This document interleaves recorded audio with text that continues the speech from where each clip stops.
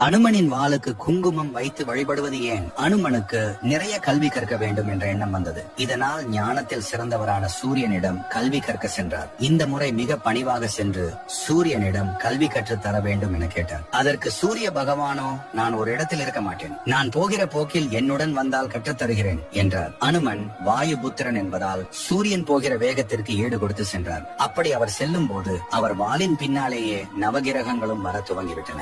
நவகிரகங்களின் பாதிப்புகளில் இருந்து மீள அனுமனின் வாளை வழிபட்டாலே போதும். இதனால் அனுமனின் வாளிற்கு பின்புதான் நவகிரகங்கள் இருக்க வேண்டியதாகிவிட்டது. இதன் மூலம் அனுமனை வழிபடுபவர்கள் அனைவருக்கும் நவகிரகங்களின் பாதிப்புகள் எதுவும் இருக்காது.